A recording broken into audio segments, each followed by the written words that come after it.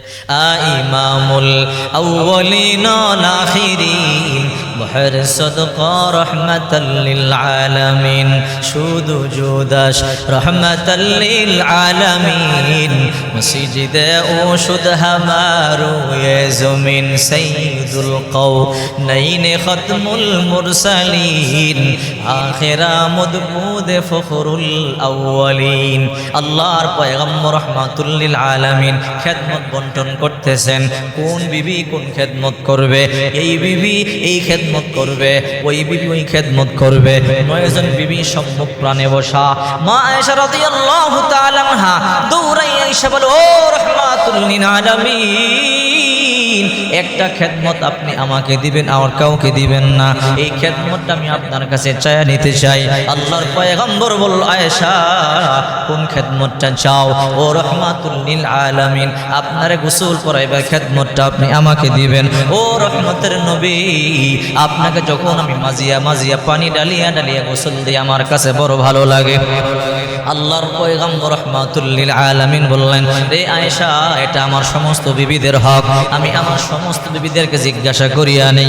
আল্লাহর নবী রহমাতুল লিল আলামিন সমস্ত বিবিদেরকে জিজ্ঞাসা করলো, ও বিবিরা, আয়েশা তোমাদের মধ্যে সবচেয়ে ছোট, আর আয়েশা একটা খেদমত চায়া নিতে চায়, এই খেদমতটা তোমরা দিবা কিনা বলো। সমস্ত আম্মাজানগণ বললেন, ইয়া রাসূলুল্লাহ, কোন খেদমতটা আয়েশা চায়া নিতে চায়? আমার গোসল করাইবার খেদমতটা চায়া নিতে চায়। সমস্ত আম্মাজানগণ বুঝতে বললেন, আল্লাহর নবীও চায় এই খেদমতটা যেন মা আয়েশা পায়। আল্লাহর নবীও চায়, মা আয়েশাও চায়। এই জন্য সমস্ত বিবিরা বলল, ও রাহমাতুল লিল আলামিন, আমরা এই খেদমতটা আয়েশাকে দিয়া দিলাম। মা আয়েশা রহমাতুল লিল আলামিনকে মাজিয়া মাজিয়া গোসল দিতে বড় আনন্দ পাইতো। হঠাৎ করে একদিন রহমাতুল লিল আলামিন জলসকির মধ্যে বসিয়া বসিয়া গোসল করেন। মা আয়েশা পানি ডালিয়া ডালিয়া গোসল দিয়া দেয়। হঠাৎ করে আল্লাহর নবী তাকাইয়া দেখে মা আয়েশা পানি ডালে সাদা, কিন্তু গড়ায়া গড়ায়া যায় লাল। আল্লাহর নবী বলল, আয়েশা, পানি ডালো সাদা কিন্তু গড়ায়া যায় লাল, কারণটা কি আমার বলো? মা আয়েশা কোনো কথাই বললেন না। আল্লাহর নবী রহমাতুল লিল আলামিন আবার বললেন, আয়েশা, পানি ডালো সাদা কিন্তু গড়ায়া যায় লাল, কারণটা কি আমার বলো? মা আয়েশা কোনো কথাই বললেন না। আল্লাহর নবী রহমাতুল লিল আলামিন আবারও বললেন, আয়েশা বলো, পানি ডালো সাদা গড়ায়া যায় লাল, কারণটা কি আমার বলো? মা আয়েশা এবার মনে মনে চিন্তা করে আল্লাহর নবী রহমাতুল লিল আলামিন তিনবার আমাকে জিজ্ঞাসা করলেন, যদি আমি না বলি আল্লাহর পয়গম্বর কষ্ট পাবে, আর আল্লাহর পয়গম্বর কষ্ট পাইলে আল্লাহ পাকও কষ্ট পাবে। এই জন্য আম্মা জান আয়েশা বলল, ইয়া রাসূলুল্লাহ, বলতে চাইছিলাম না, তিনবার জিজ্ঞাসা করলেন, যদি না বলি আপনি বড় কষ্ট পাবেন গো নবী।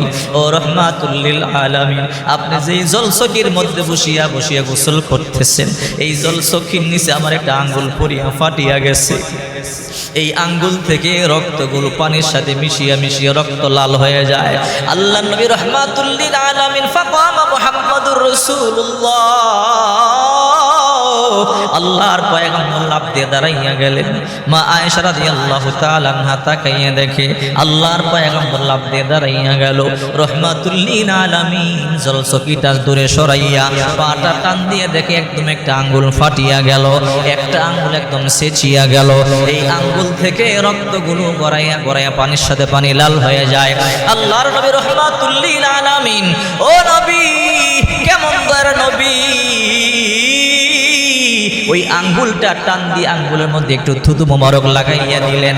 মুহূর্তের মধ্যে আঙ্গুলটা ভালো হয়ে গেল। আল্লাহর নবী বলে, আয়েশা, আমার আগে কেন বলো নাই? ও আয়েশা, যদি তুমি আমার আগে বলতে, আরো আগেই তো তোমার কষ্ট নিবারণ হয়ে যেত। মা আয়েশা বলে, ইয়া রাসূলুল্লাহ, আল্লাহর কসম করে বলে আমি আপনারে আমার জীবন থেকে বেশি ভালোবাসি।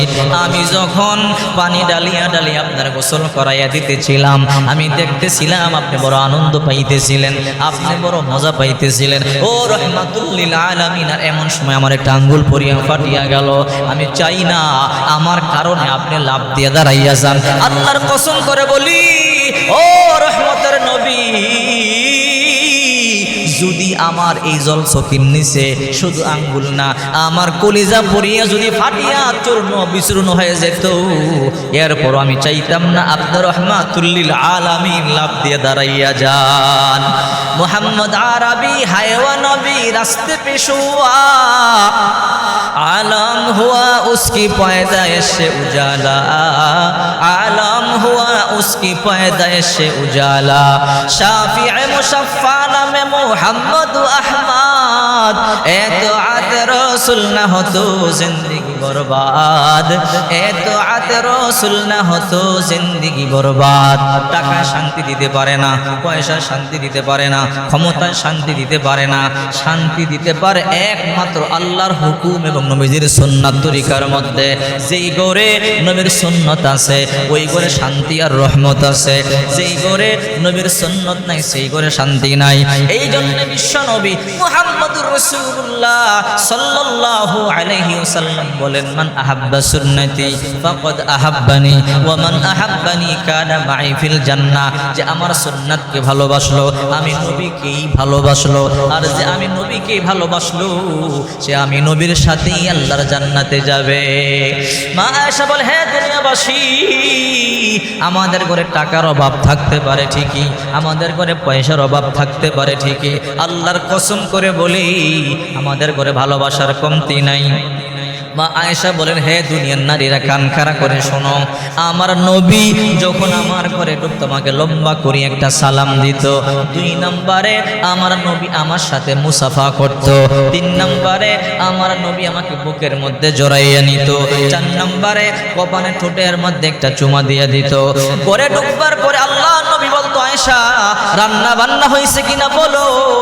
মা আয়েশা কখনো কখনো বলতো, ইয়া রাসূলুল্লাহ রান্না বান্না হয় নাই।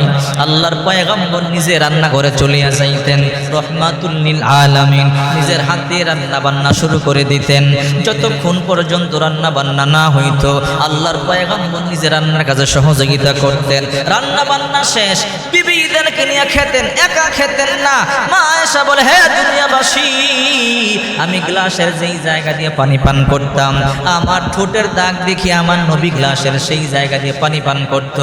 আমি যেই জায়গা দিয়ে হাড্ডি চাবাইতাম আমার নবী দাগ দেখিয়ে সেই জায়গা দিয়ে হাড্ডি চাবাইতো। আবার আমার নবী রহমাতুল লিল আলামিন গ্লাসের যেই জায়গা দিয়ে পানি পান করত আমি আয়েশা সেই জায়গা দিয়ে পানি পান করতাম। আবার আমার নবী যেই জায়গা দিয়ে হাড্ডি চাবাইতো আমি সেই জায়গা দিয়ে হাড্ডি চাবাইতাম। আল্লাহর কসম করে বলি, আবার আমার নবী যখন ঘর থেকে বের হয়ে যেত আমাকে সালাম দিত। 2 নম্বরে মুসাফা করত, 3 নম্বরে বুকে জড়াইতো, 4 নম্বরে কপালের মধ্যে চুমা দিয়ে দিত। আল্লাহর কসম করে বলি, হে যুবক, যদি আজকে তুমি সুন্নাতটা চালু করতে পারো, যদি সুন্নাতের আমলটা করতে পারো, আল্লাহর কসম গতকাল তোমার বিবি তোমাকে যতটা না ভালোবেসেছে তার থেকে হাজার হাজার গুণ বেশি তোমার বিবি আজকে তোমাকে ভালোবাসবে।